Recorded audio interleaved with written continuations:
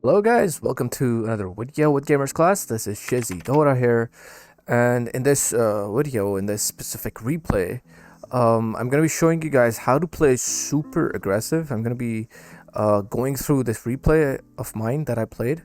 I completely ran at the Storm Spirit in this game, and I made him abandon.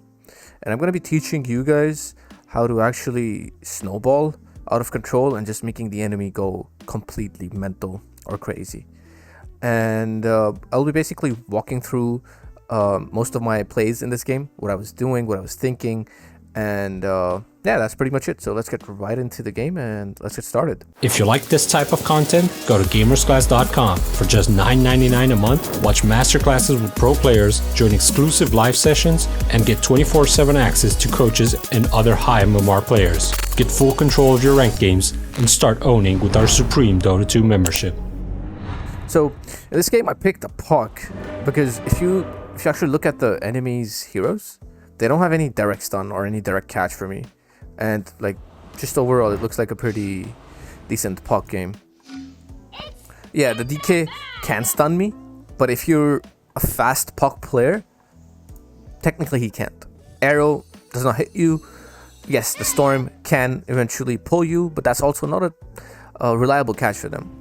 Over here, I'm going to be using my orb to actually just get faster, like run faster to the lane, and put the ward and get more value out of the lane ward. Now this ward, not only does it show me the rune, but it shows me the entire lane and shows me the enemy mid laner doing whatever he wants to, whatever he's doing basically. So I used my orb twice to get here and place this ward, and they don't know about this ward because at the starting time it's nighttime now, and they can't really see me putting this ward. So this actually gives a lot of value, and this is something that Puck does quite a lot as a mid laner. I think it's only hero that does it is Puck. I mean, there's Queen of Pain, but you don't want to skill Blink at level 1 as a Queen of Pain, so it gives you a really big advantage here. So first and foremost, I'm going to be focusing on the block. Blocking is very important for any mid laner, guys. If you don't block nicely, chances are your game at the mid lane is not going to go that good.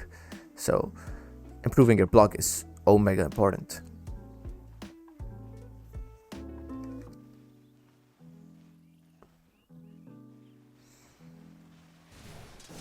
Alright, so we get an even block here, and from the very start, I'm gonna play this lane very aggressive, guys. You know why?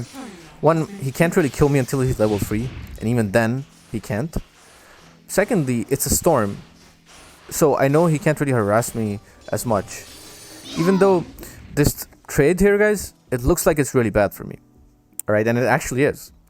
Think about it. One, I had to use my Fairy Fire, and he did as well, but I ended up on lower HP. He's still in the lane, and I have to go in a weird spot. He's probably going to deny this creep, and he's going to farm this creep. And as it looks like it's going really good for him, it's really not. Why? Because he's going to be low HP, and by the time I'm level 2, I'm stronger than him. Right? So he's the one who's going to be pressured here.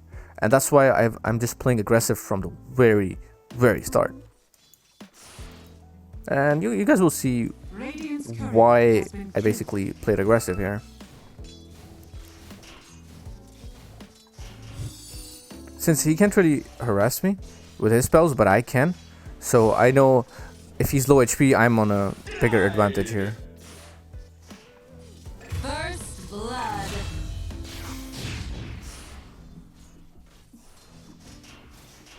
Not yours. So I'm getting some easy denies off here, just because he's low HP and he's really scared on farming. And I wanna actually go through this again. So watch this. I got a tango. I ate a tango, and he didn't call out his region, right? Because he was not expecting to take this trade at level 1. That was something that I forced, right? He didn't have this in mind. A normal Storm Spirit player, guys, he goes into the lane, and what is he thinking? I'm gonna use Remnant to farm. I'm gonna back off. Use Remnants to farm, get my bottle, get my level 6, and then I'm gonna start playing aggressive. And I know this. Why? Because I play a lot of Storm Spirit myself here. So I know exactly. I'm in his head right now, right? So I forced this play, and he wasn't expecting that. So his salve was in the courier, right? And I was waiting for his courier, but at the same time, he also wants to CS. By the time his courier is going to be here, and if he plays defensive, I'm just going to deny every creep, and he's still going to get dumpstered. So he has two ways to play this lane. One, he waits for the salve, which is a bad play because the courier is just going to take so much time. Or he goes for the creeps, and then he dies to me. He does not have any move left, actually. He has absolutely no moves left, right? The lane is pushed because I got a decent block, right? So the creep's not even close to his tower, so he can't really stand under his tower anymore. He does not have a fairy fire on him, so if I make an aggressive move, he can't really live on a 50 HP by using that fairy fire. So he's basically just out of moves. And I forced this by making that aggressive play at level 1. So that's why I was telling you guys at the beginning that aggressive move, it's going to pay off, and it did. So normally over here in his head, he thinks that he can vortex me when I just go close to him. But I got a level 2 Waning Rift at level 3. And the silence is just too long, the damage is too much, and he dies. Now, keep in mind, guys, as a puck, in this patch at level 3, you want to get Illusory Orb because it gives you more value. It does more damage. The Illusory Orb does 150 damage, and this does 130 at level 2. But I wanted more duration on the silence. So silence is 2.5 seconds, and 2.5 seconds was enough to kill the storm here. So that's why I took the Waning Rift. And pretty much here, I'm just being proactive about how to use my spells here and which spells to take. And as your game goes on, this is something you want to keep in mind as well. What kind of value do you get out of every spell that you're taking and how much damage you do? Just keep these kind of things in check.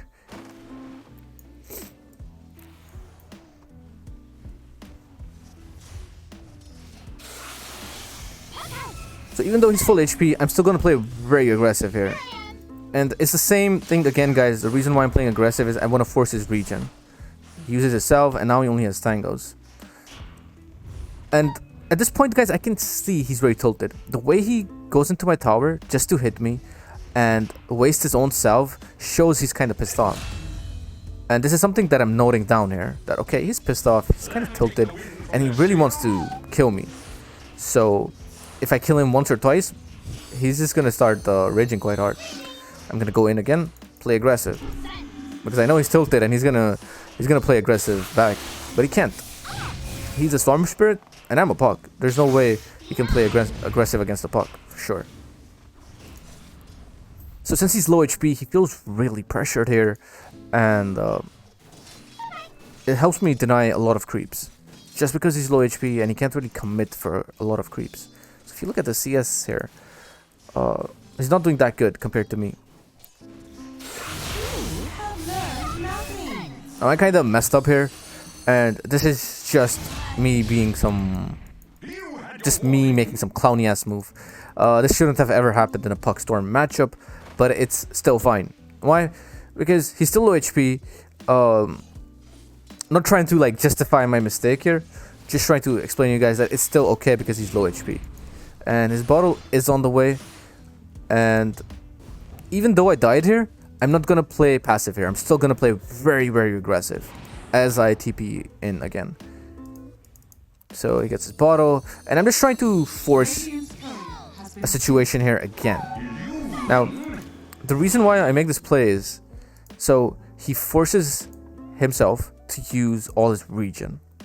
Now, he's only got 2 sips on the bottle left, and he's half HP. I have a salve, and I have a bottle on me. Now, I know the Mirana does not have arrow. This guy does have pull, but that's pretty much it. And I know I won't die here. I will get into a bad situation, but I just really, really wanted to play aggressive here. I know this guy's tilted, just from that salve move he did over here. And there's no way I'm playing defensive here. I'm not going to give him any kind of mental rest here. I want to constantly make moves on him and constantly make him feel pressured. And that's what I'm doing here, exactly.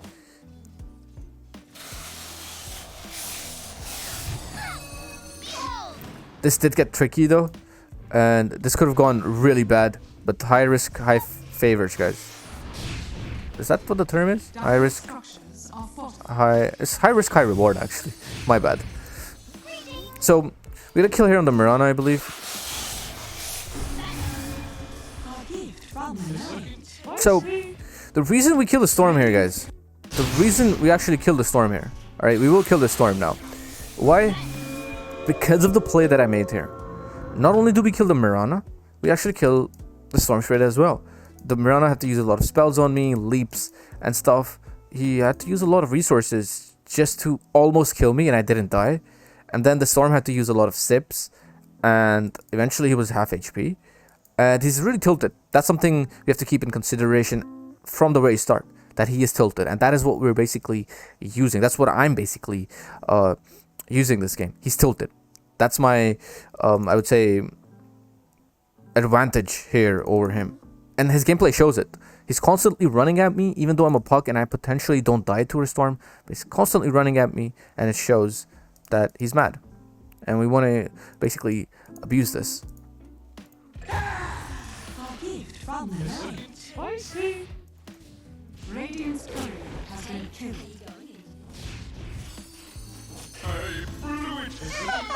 Did you mean to elude me? So I go into my orb after killing him. I want to get the bounty rune. I think we potentially get 4 bounties here. I'm not exactly sure. I think we do. Surprise. Yeah. We get 4 bounties here. And the game's looking really good. If you look at the net words, this guy has no game. He's 500 behind right now. And once I get my coil, all I have to do is, I just have to mirror the storm's movements. Whatever he's doing, I will be there. If he's rotating, I will rotate as well. So he placed a ward here, and I actually saw this ward, and I ping it, like, that there's a ward here, and I want to de-ward it, and I actually want to kill this guy as well here.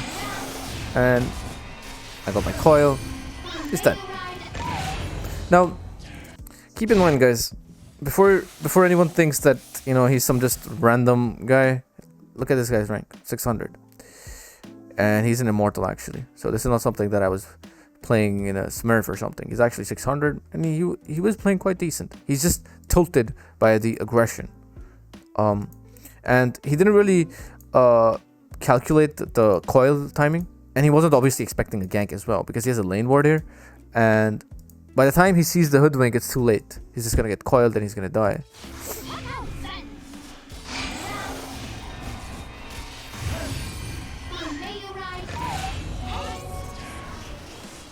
So I put a sentry, de-ward his ward, and my lead is just getting far ahead. Now, guys, at this point, I know what the Storm wants to do. I have a clear understanding what he wants to do. He is not going to come mid. There's no way he comes mid, because he knows if he comes mid, he just gets pressured, or he gets coiled and he dies again. So I was quite sure he wants to go top or bottom. Now top, he can't really kill a Juggernaut. What is he going to do? He's going to go bottom. And I was at least 70% sure he's going to make this move. And in my head, I'm constantly thinking, okay, if he does that, I'm going to TP. And that's exactly what happened this game. He eventually goes to gank bottom. So I want to push this wave as fast as I can, so I can be ready to help my side lanes if the storm goes somewhere, and I will also farm the lane at the same time. So I'll be getting double value even if I'm rotating.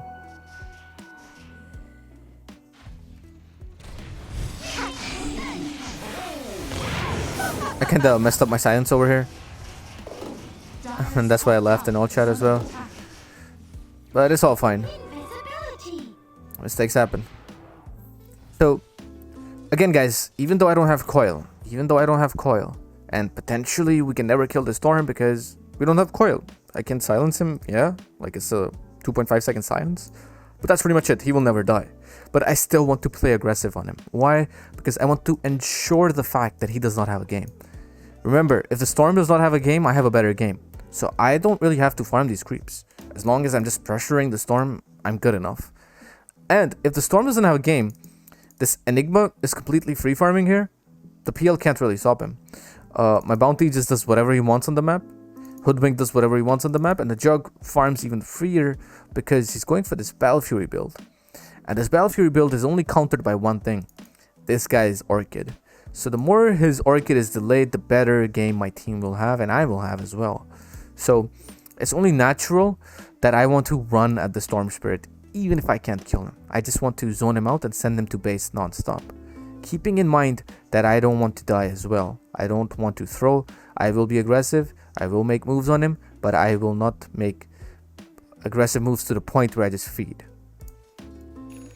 So it's basically called controlled aggression. That's what I'm doing here.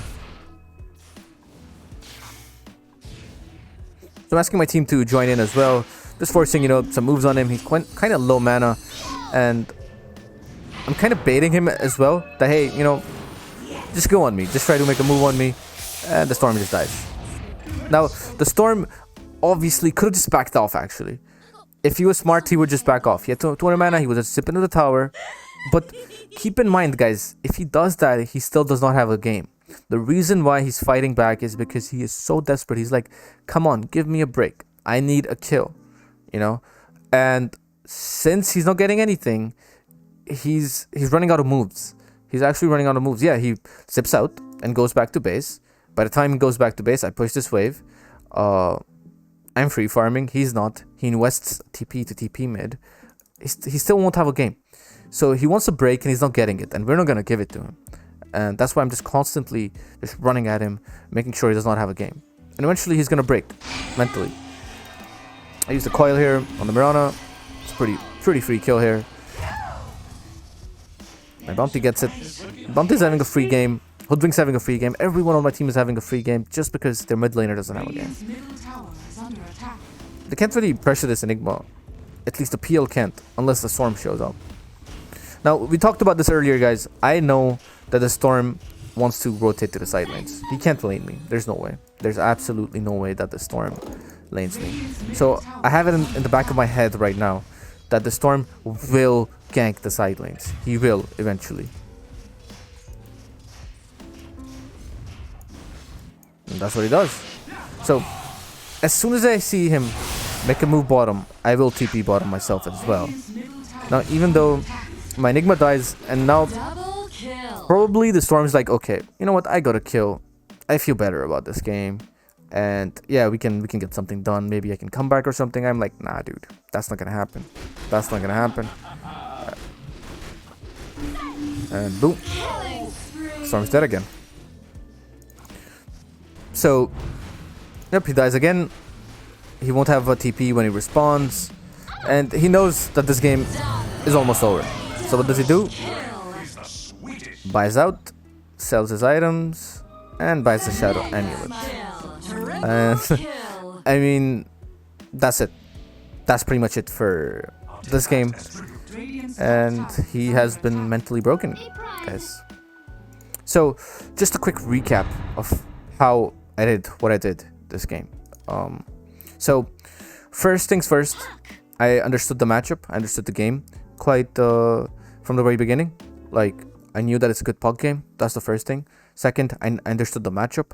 Storm can never be aggressive against the puck because potentially he can never land his remnant on you if you use your phase shift perfectly.